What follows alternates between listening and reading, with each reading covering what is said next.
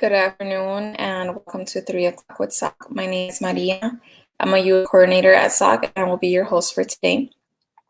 Just give me a second while I welcome our Spanish-speaking guests.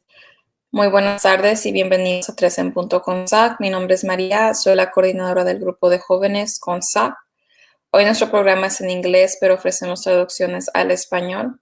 Para escuchar la traducción puede llamar al número que aparece en la pantalla, que es 646-749-3122 y la contraseña es 779-328-221.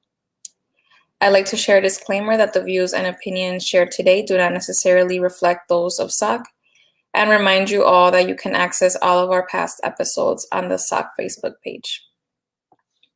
So now it's time for our guest segments. Today we have a pre-recorded interview with Lauren Zens from Artworks for Milwaukee. And Alan will be showing that shortly.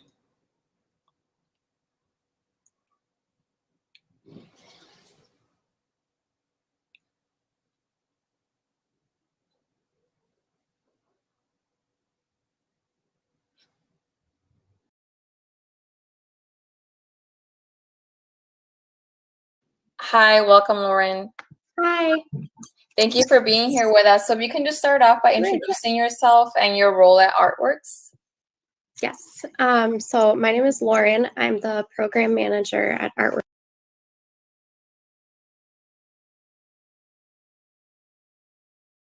for Milwaukee. Artworks hires high school students for arts internships to teach them career skills. So we essentially merge arts and career readiness. The interns make art projects for each of the programs. The programs end in culminating events, whether it's a mural unveiling or an exhibit. And through the projects, they work with a lead artist and usually a group of 5 to 10 of their peers, and create either one large art project or a series of art projects based on a theme. And through that, they learn skills such as critical thinking, engagement. They do community engagement sometimes. They get a lot of leadership opportunities, soft skills such as those that they can utilize in the workforce. Okay.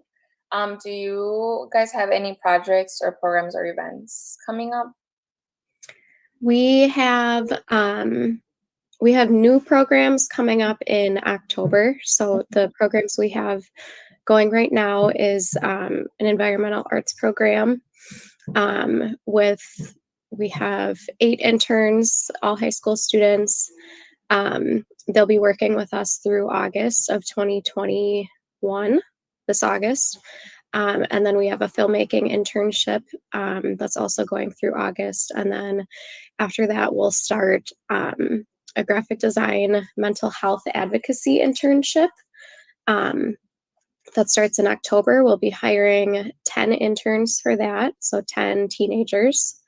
And then the other program, we're not 100% positive we'll do it. We need to make sure some funding comes in, but that will be basically like a part 2 of the environmental arts program we have right now. Okay. So right now you already have 8 interns, you're saying, for those 2 programs? We have 8 for one program, 4 for the other program. Okay. And then do you accept new interns then for the October one, or how does that work? Okay. Yep, we'll be accepting applications. Anyone who wants to receive notification that we're hiring again can email me and I can put them on the newsletter list. Otherwise, they can check back on our website around July or August is probably when I'll open the applications for the next program period. Okay. Is that the limit then, the 10 interns for October? 10 interns for the graphic design program. The other program that we may do, I'm not sure how many interns we'll be hiring. It depends on how many of the current interns want to continue. But I would say if we do that program, there might be about 4 spots available. Okay. And then what are some of the requirements for the youth to sign up for these programs? Not a whole lot. They have to be in high school or high school aged. That's really the only firm requirement. Actually, I'm sorry, that's not true. They need to be in high school and they also need to live in Milwaukee. We only serve Milwaukee County students. Otherwise, they don't need any art experience, and an appreciation or an interest in art is obviously important because it's an arts internship. An interest in community engagement is always great. It's important ultimately for them to have a willingness to learn and to want to develop their skills so they can join the workforce in the future. For sure. I was gonna ask you one more question, but I honestly just forgot it right now. Okay, no worries. Could you just provide me with, maybe I'll remember, but could you provide me with contact information then in the meantime? Yes, yeah. My email address is Lauren, Lauren, at Artworks for Milwaukee.org. That's all spelled out. Artworks, FOR, Milwaukee.org. And then you can call me on our office line at 414-708-9996. Okay, thank you. I'll have Alan, our producer, put that in there in the comments. I remembered my question. So in terms of COVID, are you guys meeting in person right now, or how is that working out? Good question. So we've been virtual since these programs started in October. We have been able to be outside on occasion, weather permitting, to do little hikes or socially distanced, going on like mindfulness hikes or river cleanups. So the environmental arts program has been easier to do things outside. In the summer, that'll be the same. We're expecting things will be a little less intense over the summer with the vaccine. So that will probably be in person. The other program, I'm not quite sure yet. The programs that are starting, for which we'll be hiring new interns, I'm hoping we can do those in person. My preference is in person. I know the high school students' preference is in person, or at least most of them. Our programs are just, most programs I think are mostly successful in person. So we'll try to shoot for that. Definitely. I think that would be it. Just if you have any other information you'd like to add for us before we let you go. I think I'll just make an additional note that hopefully the way I described Artworks was clear. It's a very unique organization, so I think a lot of people are confused about the workforce development plus the art stuff. So the real mission of ours is to prepare them for the workforce.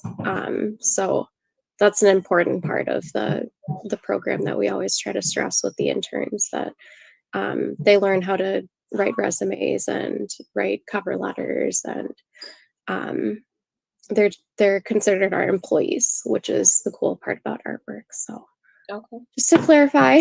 Thank you for clarifying. Yeah. I think it can be a little confusing because I don't know, you typically just think it's a space for you to be creative, but it's good to know that there's this other aspect to it. Right. For sure. Yeah. Well, thank you so much for your time and for all the information you gave us on Artworks. You're welcome. Thank you very much. Thank you. Have a good day.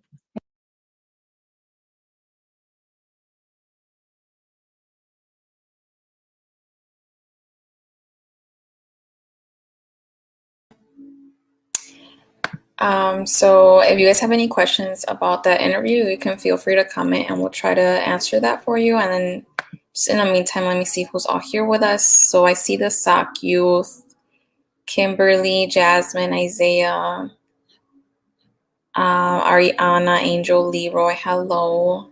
And then Stacy, I see you're here. Hi, Stacy. So I just wanted to go on then to the next segment, which is the coronavirus update with Dr. Arana. We're here with Dr. Arana from 16th Street Community Health Clinic.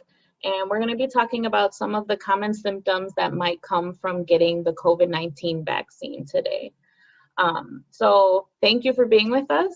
Do you mind sharing about some of the common symptoms that one can expect if they get the COVID-19 vaccine, and if there's any difference between symptoms from the first dose and the second dose or anything like that? Sure.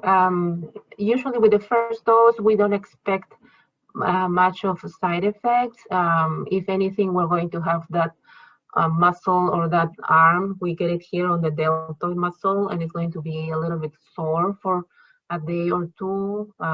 Beyond that, we know that some people can have mild headache or feel a little bit of body ache, but it's almost not significant after the first dose.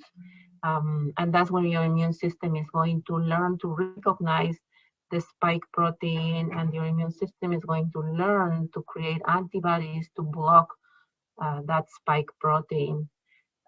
After 1 or 2 weeks, your immune system gets better at creating those antibodies.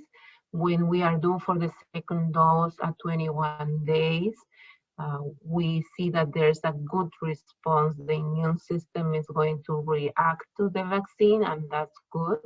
So some people can say that, yeah, the pain was a little bit more on that sore muscle on the arm, on the deltoid muscle, and some people experience chills or headaches or body aches, nothing that would stop them from daily activities or from going to work.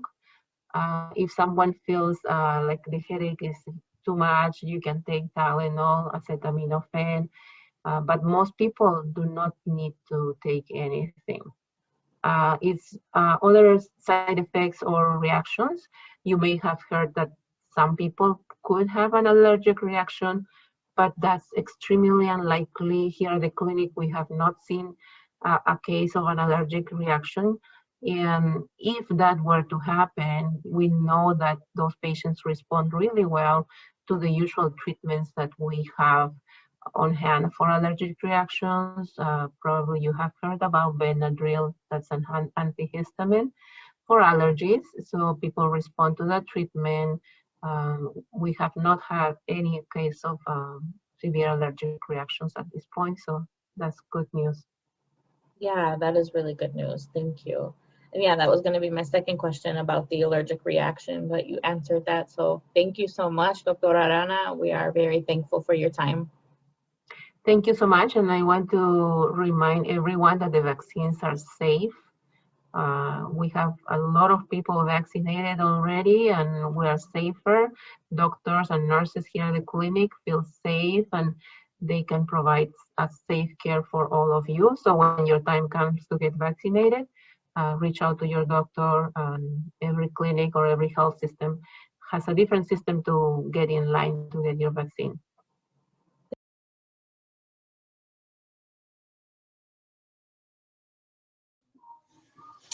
Thank you, Gabe and Dr. Arana, for that interview. Next up is our community resource. So for our community resource, I just like to point out that the Earn and Learn applications, they're accepting applications through May 8th. So if you know of any youth from ages 14 to 24 that would like to work for SOC, just feel free to email me. My email is maria@socmilwaukee.org so that we can get their application started and in by May 8th. Again, that's for youth from ages 14 to 24 that would like to work for SOC. They can do so through the Earn and Learn program, who's accepting applications now. So I will just put the link on the comments for the application. And then once those applications are in, you can feel free to let me know. And that way we can have the youth on a list so that we know what youth would like to work for SOC during the summer. So next up is our reminders. It's almost time to say goodbye, but before we go, I'd like to remind you all of what's coming up for the rest of the week at 3 o'clock with SOC. So tomorrow, Wednesday, is our Spanish Day, and that's with Pedro Hernandez from the Legal Aid Society. And then Thursday, it's our COVID-19 Day, and that will be with Erika Villafuerte from Coral Centro. She's a board member there. And then Friday, is our organizing and leadership day with Martha Collins from Feeding America. So please make sure you tune in at 3 o'clock with SOC Wednesday, Thursday, and Friday for the rest of the week. That's all for today. Thank you all so much for joining us. And then I'll conclude our forum with the survey promo video. Has this live forum been informative and useful to you? What part of the forum could be improved or changed to make it better? Please take a quick survey that's located in the comments section so that we can keep 3 o'clock with SOC going for residents. Thank you for tuning in.